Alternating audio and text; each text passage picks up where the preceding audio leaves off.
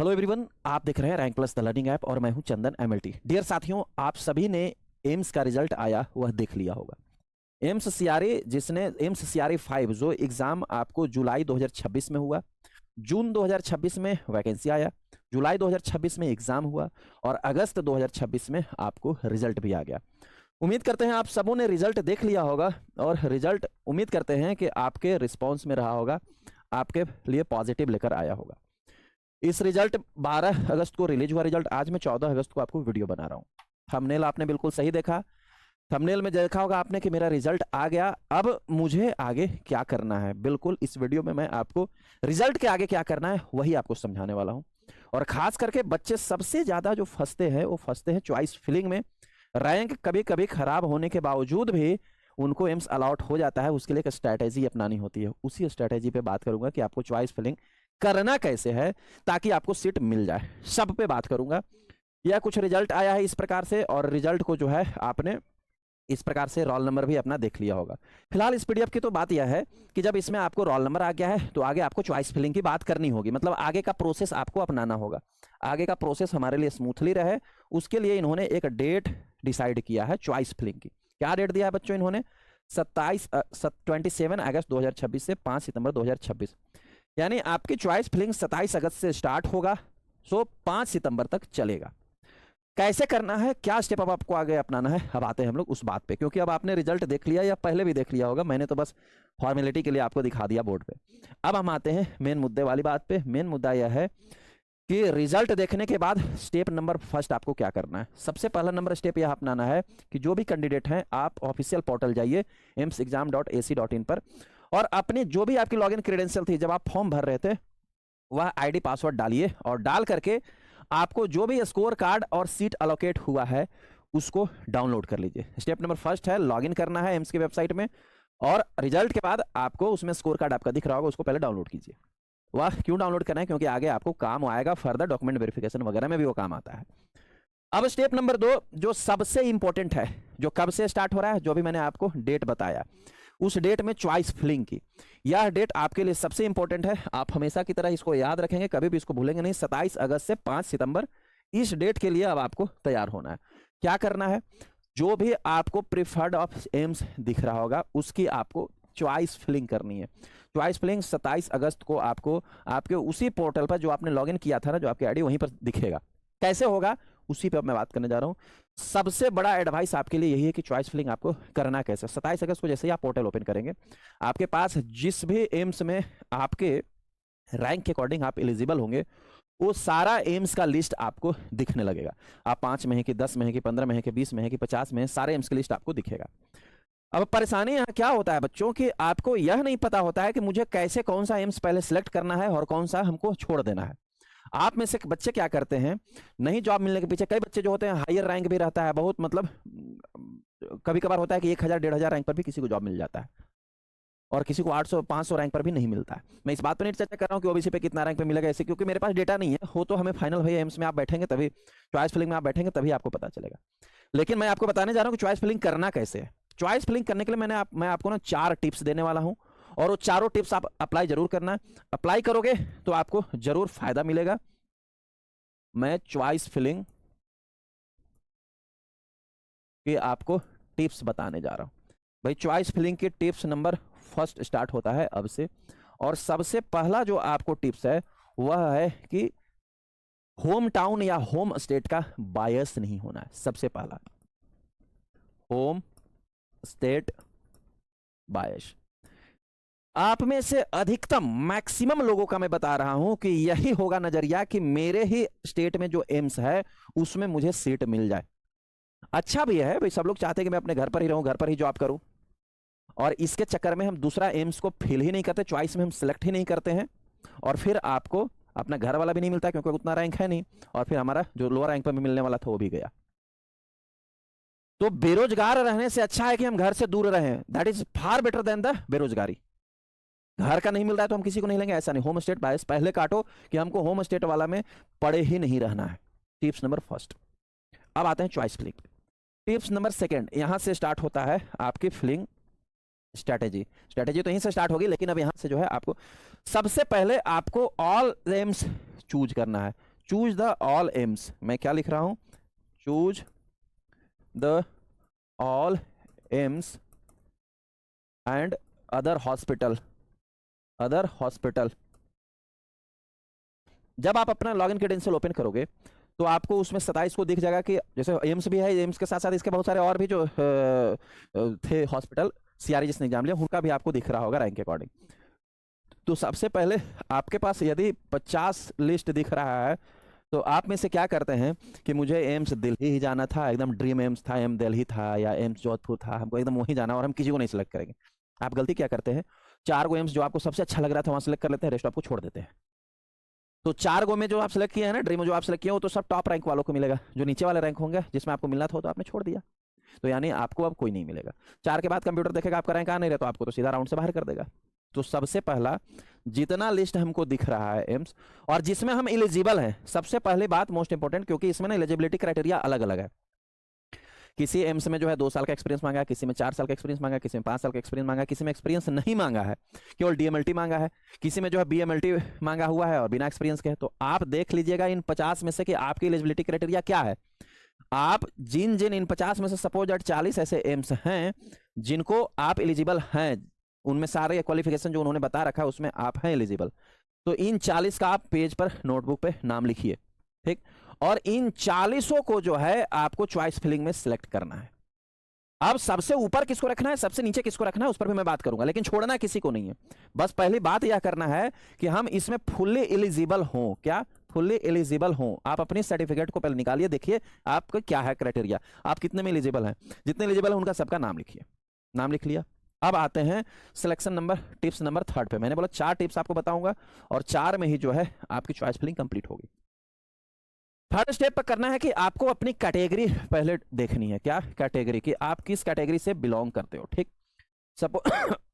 Suppose that आप unreserved category से हैं, तो जो वैकेंसी आया था नोटिफिकेशन, उस नोटिफिकेशन का पीडीएफ निकालिए और उस पीडीएफ में अनरिजर्व कैटेगरी का सीट को देखिए और रिस्पेक्टिव एम्स को देखिए।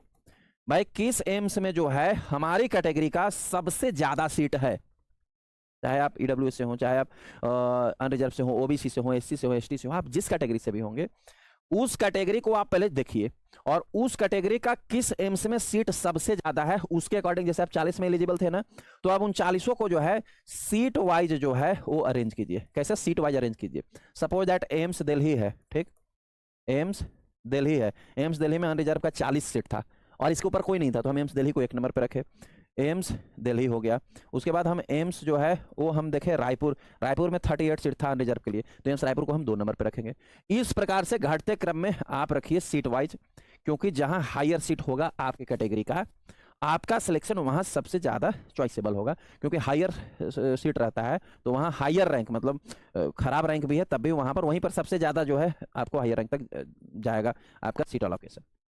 तो दूसरी स्ट्रैटेजी यह रखनी है कि जो हमारे कैटेगरी से एम्स सबसे सीट ज्यादा प्रिफर्ड करता है उसको हम अपने चॉइस फिलिंग में उसके आगे रखेंगे, ऊपर रखेंगे, ठीक।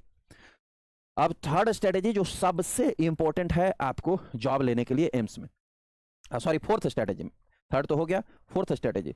4th में आपको मैं क्या बताने वाला हूं कि आप ना 3 टियर वाला स्ट्रैटेजी अपनाइए। क्या आपको 3 टियर स्ट्रैटेजी अपनानी है? क्या 3 टियर स्ट्रैटेजी में होगा? जैसे मैंने बोला कि 50 आपका शो कर रहा था, उसमें से 40 में आप एकदम फुल एलिजिबल थे, तो उन 40 में से हम एक को भी नहीं छोड़ेंगे, एक भी एम्स को नहीं छोड़ना है। हो सकता है सबसे लास्ट वाला एम्स में मुझे मिलेगा, जितना में मैं एलिजिबल हूं उन सबको मैं चॉइस फिलिंग में पार्टिसिपेट करूंगा, एक को भी नहीं छोड़ना। मैं यही तो आपको शुरू से समझा रहा हूं। 3 टियर में हमको सारे एम्स को क्लासीफाई करना है। कितना? टियर 1, टियर 2 और टियर 3। टियर 1 में आप ड्रीम एम्स को रखिए। क्या ड्रीम एम्स को हम रखते हैं? ड्रीम एम्स मतलब जहां हम जाना चाहते थे, भले मेरा रैंक कम भी हो, क्यों फिर भी हमारे ड्रीम तो होगी ना यार, कि हम हो सकता है एम्स जयपुर हम जाना चाह रहे हैं, कि एम्स जो है हम दिल्ली जाना चाह रहे हैं, कि एम्स ऋषिकेश जाना चाह रहे हैं, हमारा कोई तो ड्रीम होगा। तो लगभग टियर 1 में जो है 2 से 3 एम्स जो है आप ड्रीम वाला रखिए, जिनको आप सबसे ऊपर रखेंगे, ठीक। आपने पहले इसको इस प्रकार अरेंज किया। अब इस अरेंजमेंट में भी देखिए कि आपका ड्रीम एम्स सबसे ज्यादा कौन है, तो अगर हमारा ड्रीम एम्स वाला का सीट सबसे ऊपर होगा तो हम ड्रीम एम्स 2 से 3 जो है सबसे ऊपर रखेंगे। उसके बाद आता है टियर 2। टियर 2 सबसे इंपॉर्टेंट है। टियर 2 उस एम्स को रखिए, उस एम्स को आप रखिए लिस्ट में, 40 लिस्ट में से आप उस लिस्ट को रखिए जिसमें आपका रैंक के अकॉर्डिंग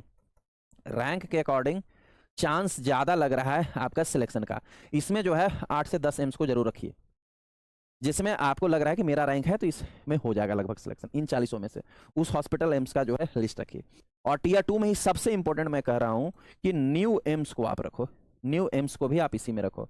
कई सारे ऐसे बच्चे जो होते हैं ना, वो न्यू एम्स में जाना ही नहीं चाहते। जहाँ अभी जो एम्स बन ही रहा है, जो निर्माणाधीन है, जहाँ पर अभी जो है इंफ्रास्ट्रक्चर तैयार ही हो रहा है या अभी जस्ट तैयार हुआ है, इन सब की लिस्ट आपको मिल जाएगा। एआई से पूछना, आपको सब लिस्ट दे देगा एआई, या आप गूगल पे देखना, आपको सारा गूगल मिल जाएगा कि न्यू एम्स कौन से हैं। तो टीयर 2 में उन न्यू एम्स को रखो, क्योंकि न्यू एम्स में लोग जाना नहीं चाहते हैं टॉप रैंकर, तो आपका रैंक थोड़ा खराब भी होगा ना, तो ए एम्स जो है आपको मिलने की संभावना सबसे ज्यादा रहेगा। टीयर 2 में इन 40 में से उनके लिस्ट रखो, ठीक है। रख लिया आपने, लिस्ट बनाओ, पहले डायरेक्ट जाकर कंप्यूटर में फिट नहीं कर देना है, पहले सारा प्रैक्टिस आप पेपर पेन लेकर के करो, आपके फ्यूचर का सवाल है। और अब आता है टीयर 3। टीयर 3 में से इनमें से उन लिस्ट को रखना है जो जियोग्राफिकल जो है, जो भौगोलिक दर्शना कहते हैं ना, जियोग्राफिकल जो है वो अल्टर्ड फील होता है। जिससे कोई है, कई ऐसे बच्चे जो हैं एम्स गुवाहाटी नहीं जाना चाहते, गुवाहाटी नहीं जाना चाह रहे हैं, एम्स देवघर नहीं जाना चाह रहे हैं, देवघर नहीं जाना चाह रहे हैं, एम्स कल्याणी नहीं जाना चाह रहे हैं, कल्याणी नहीं जाना चाह रहे। ये सब क्या है, जियोग्राफिकल थोड़ा टफ लग रहा है, जो समतल मैदान एरिया से होगा उनको जाने में डर लगता है। एम्स टीयर 3 में जो है ऐसे एम्स को रखिए जो आपके लिस्ट में दिख रहा था, वैसे एम्स को टीयर 3 में रखिए जो जियोग्राफिकल डिस्टेंस के पे थे। ये जो जियोग्राफिकल डिस्टेंस थे ना, या टॉप रैंकर नहीं जाएंगे, तो उसके बाद वाले रैंक जो आपका होगा कंप्यूटर आपको यहाँ सेलेक्ट कर देगा और आपको देगा। ये 3 टीयर में जो है इन एम्स को कैटेगराइज कीजिए, और इन 3 टीयर में पहला टीयर में आपका रैंक नहीं होगा, नहीं मिलेगा कंप्यूटर, जैसे दूसरे टीयर में आएगा, दूसरे टीयर में आपको होगा न्यू एम्स वगैरह में आपका, अगर टॉप रैंक वाला नहीं लेना चाह रहे होंगे, मार देंगे, स्किप किया, हम नहीं लेंगे, तो आपको जरूर मिल जाएगा। और टॉप 3 वाला, टीयर 3 वाले में तो जरूर मिल जाएगा। तो आप जो है जब चॉइस फिलिंग करते हैं ना, तो कुछ यही जो है 4 टिप्स, 4 स्ट्रेटेजी जरूर अपनाइए। इन्हीं 4 स्ट्रेटेजी से जो है आप चॉइस फिलिंग कीजिए, आपको सिलेक्शन मिलने के हायर चांस रहेगा बच्चों। अभी खत्म नहीं हुआ है कि आपको रिजल्ट आने के बाद क्या करना है। रिजल्ट आने के बाद मैं स्टेप नंबर 2 आपको समझा रहा था कि आपको चॉइस फिलिंग करना कैसे है। यह स्टेप 27 अगस्त से स्टार्ट हो जाएगा, सो 5 सितंबर तक चलेगा, लेकिन आपको यह स्टेप जो है पहले दिन ही नहीं कर लेना। 27 अगस्त को जब आपको हॉस्पिटल के लिस्ट दिखेंगे, उनको डाउनलोड करके और ये अपने यहाँ जो है कंप्यूटर के एक्सेल में बनाइए यह लिस्ट, या आप कॉपी पेन पे बनाइए, जहाँ भी बनाना है 2 4 5 बार इस प्रकार से बनाइए। उसके बाद फाइनल जो लिस्ट आपको मिल गया, फिर उसको चॉइस फिल कीजिए। ऐसे किया जाता है चॉइस फिलिंग। अब नेक्स्ट स्टेप आता है कि सर मैंने चॉइस फिलिंग 27 से लेकर के 5 सितंबर के बीच में कर दिया, हमने सबमिट भी कर दिया, अब आगे क्या होगा। जब आपका चॉइस फिलिंग हो जाएगा, जब आपको रैंक के अकॉर्डिंग आपको एम्स भी मिल जाएगा, यदि आपका रैंक अच्छा है, मैं कहता हूं कि जिसका रैंक खराब भी है, ये स्ट्रेटेजी के साथ, ऐसा नहीं कि आपको चॉइस फिलिंग ही नहीं करना, आपको डिबी में जाना ही नहीं, रैंक खराब भी है फिर भी ये चॉइस फिलिंग कीजिए और आगे का सारा प्रोसेस में आप पार्टिसिपेट होइए, छोड़िए मत अपने हिसाब से। अब नेक्स्ट स्टेप आपको क्या करना है, स्टेप नंबर 3। चॉइस फिलिंग कर दिया आपने, सबमिट कर दिया। अगर जब आपको एम्स अलोकेट हो जाएगा ना, तो फिर आपको जो है वह मेल आएगा कि आपको ये एम्स अलोकेट हो गया। ये लगभग 15-20 दिन या महीने दिन का भी पीरियड मान सकते हैं, एम्स के ऊपर डिपेंड है। लेकिन इन ड्यूरिंग आप बैठ करके करेंगे क्या, आपको चॉइस फिलिंग के बाद अगर एम्स मिल जाएगा तो फिर तो आप बका जाएंगे उस दिन, क्योंकि चॉइस फिलिंग के बाद ना डॉक्यूमेंट वेरिफिकेशन होता है। स्टेप नंबर 3 जो होता है वो डीवी होता है। तो अब सीधा डीवी के दिन ही आपको बता देगा कि इतने सारे डॉक्यूमेंट लेकर के जाना है, आप तो हड़बड़ा जाएंगे। तो चॉइस फिलिंग सबमिट करते ही करने के दूसरे दिन से ही आप अपना सारा डॉक्यूमेंट पहले तैयार कीजिए, क्योंकि अगर डीबी के लिए हमको मेल आ जाएगा तो हमको जाना होगा, सारे डॉक्यूमेंट लेकर आप डॉक्यूमेंट तैयार कर लीजिए। क्या क्या आपको डॉक्यूमेंट लगेगा, यह जांच कर लीजिए। डॉक्यूमेंट के आपको 2 चीजें करनी है, एक तो जितने मैं डॉक्यूमेंट बताऊंगा वो सारे डॉक्यूमेंट ओरिजिनल आपके पास होना चाहिए, और उन डॉक्यूमेंट के एक जो है जेरॉक्स कॉपी भी बना लीजिए सबके, जो मैं भी बताऊंगा, और उन पे अपना सिग्नेचर जरूर कर दीजिए, जेरॉक्स पे सेल्फ अटेस्टेड होना चाहिए, या 2 कॉपी आपके पास होना चाहिए, एक जेरॉक्स और एक ओरिजिनल। ये दोनों को आपको डीबी में लेकर जाना होगा, लेकिन कब, जब आपको मिल आएगा चॉइस फिलिंग के बाद तब। सबसे पहला डॉक्यूमेंट जो है वो एज और आईडी प्रूफ आपको रखना होगा। एज या आईडी प्रूफ आपको क्या चाहिए, या तो आप क्लास 10th का मार्कशीट भी रख सकते हैं, आपके पास बर्थ सर्टिफिकेट है तो यह भी रख सकते हैं जो गवर्नमेंट से अटैच होगा, या गवर्नमेंट को कोई अनदर आईडी भी, जैसे आधार कार्ड हो गया, पैन कार्ड हो गया, या वोटर आईडी कार्ड हो गया। इन सब में से कोई एक डॉक्यूमेंट्स आपको एज और आपके आईडी प्रूफ को वेरीफाई करने के लिए होना चाहिए। होप सो ये आपके पास सारे होंगे, तो सारे ही रख लो, ओरिजिनल भी और उसके एक जेरॉक्स कॉपी भी। दूसरा डॉक्यूमेंट आपको चाहिए एकेडमिक क्वालिफिकेशन का, कि आपने डिग्री किया है कि डिप्लोमा किया है कि सर्टिफिकेट है आपके पास, डीएमएलटी है कि एमएलटी है कि बीएससी एमएलटी है, बीएमएलएस है, जो भी आपकी सर्टिफिकेट है वह सर्टिफिकेट आपके पास होना चाहिए एकेडमिक ईयर का। साथ में जो है उसका सेमेस्टर वाइज का था तो सेमेस्टर वाइज का, या आपने ईयरली एग्जाम दिया तो ईयरली, उसका मार्कशीट भी होना चाहिए। दोनों डिग्री में ओरिजिनल डिग्री होनी चाहिए और उसका मार्कशीट दोनों होना चाहिए आपके पास। कई मरतबा लोगों को ओरिजिनल नहीं आए रहते हैं, तो प्रोविजनल पे भी मैं भी हो सकता है डॉक्यूमेंट वेरिफिकेशन हो जाएगा। अगर आपके पास प्रोविजनल भी है तो उसी को रखिए, कम से कम प्रोविजनल और मार्कशीट दोनों दोनों आप तैयार कर लीजिए। हो गया आपके पास दूसरा academic certificate. Third one document चाहिए आपको काउंसिल का रजिस्ट्रेशन। यदि आपका रजिस्ट्रेशन नहीं हुआ है तो आप जाकर के भी रजिस्ट्रेशन करवा लीजिए। आप ये मत इंतजार में रहिए कि आने दीजिए सर मेल तब जाएंगे, तो उस दिन टाइम नहीं देगा। 2 दिन बाद होगा आपका, 2 दिन पहले आएगा मेल और 2 दिन बाद जाएगा आपको होगा डे भी, 2 दिन में आपको रजिस्ट्रेशन नहीं मिल जाएगा। तो आप अपना पैरा मेडिकल काउंसिल से जाकर के रजिस्ट्रेशन जरूर करवा लीजिए भी आप अपने डिग्री का। 3 हो गया आपका डॉक्यूमेंट। फोर्थ डॉक्यूमेंट आपको कैटेगरी सर्टिफिकेट चाहिए। कैटेगरी में चाहे आप एससी से हैं, एसटी से हैं, ओबीसी हैं, ईडब्ल्यूएस हैं, इनको ना आपका कास्ट सर्टिफिकेट चाहिए होता है। ईडब्ल्यूएस को जो है इनकम सर्टिफिकेट चाहिए होता है, ईडब्ल्यूएस सर्टिफिकेट चाहिए होता है, कास्ट सर्टिफिकेट चाहिए होता है, तो वो बनवा लें। और सबसे क्रूशियल इसमें होता है ओबीसी एनसीएल के लिए, ओबीसी जो नॉन क्रीमी लेयर है, और ईडब्ल्यूएस, इन दोनों के लिए सबसे बड़ी बात है कि जो आपके पास कैटेगरी सर्टिफिकेट होना चाहिए वो फाइनेंशियल ईयर का, दिस फाइनेंशियल ईयर, इस फाइनेंशियल ईयर का होना चाहिए, वो आप तैयार कर लीजिए। फोर्थ जो डॉक्यूमेंट है यह चाहिए आपको। फिफ्थ डॉक्यूमेंट जो है वो सबसे इंपॉर्टेंट कहो एग्जाम डॉक्यूमेंट्स। जब से आप फॉर्म फिल करते हैं ना तब से ही आपको सारे डॉक्यूमेंट रखना होता है। क्या क्या इसमें आपको चाहिए होगा? इसमें एमसीआरई का एप्लीकेशन फॉर्म जो आपने सबमिट किया था उसका जेरॉक्स आपको चाहिए होगा, जो आपने रखा ही होगा। आपको एडमिट कार्ड जो एग्जाम देने गए होंगे उसको भी चाहिए होगा, ओरिजिनल चाहिए। देन आपको एनओसी चाहिए, नॉन ऑब्जेक्शन सर्टिफिकेट। यदि आप कहीं आप गवर्नमेंट जॉब कर रहे होंगे तब एनओसी केवल उसी बच्चे को चाहिए जो गवर्नमेंट जॉब पहले से कहीं ना कहीं कर रहा होगा, या गवर्नमेंट रेगुलेटरी बॉडी जैसे एनएचएम वगैरह है ना, वहां भी जॉब कर रहा होगा, उसको भी एनओसी चाहिए। प्राइवेट जॉब अगर यदि आप कर रहे होंगे तो आपको एनओसी नहीं चाहिए। केवल रिस्पेक्टिव, मैंने कहा ना एकेडमिक सर्टिफिकेट में केवल रिस्पेक्टिव जो है आपको एक्सपीरियंस सर्टिफिकेट चाहिए, एक्सपीरियंस सर्टिफिकेट चाहिए। सर्टिफिकेट यदि आपका होगा तो सर्टिफिकेट चाहिए, यदि आप एक्सपीरियंस वाले में अप्लाई किए होंगे तब। तो इतने सारे documents, age, ID, academic qualification, registration, category और एग्जाम डॉक्यूमेंट्स, इन सब का ओरिजिनल आप एक बार तैयार कीजिए, एक फाइल में ओरिजिनल रखिए, फिर इनके एक कॉपी जेरॉक्स करवाइए और सब पे अपने साइन करके एक फाइल में उसको रखिए। ओरिजिनल और फोटोकॉपी दोनों आपके पास तैयार होगा। अब आप रेडी हो गए। जिस दिन आपको मेल आएगा कि आप इस एम्स के लिए सिलेक्ट हो चुके हैं, अपॉइंट हो चुके हैं, अब आप डॉक्यूमेंट वेरिफिकेशन के लिए जा सकते हैं। आप जाएंगे और वहाँ डॉक्यूमेंट वेरिफिकेशन करवाएंगे।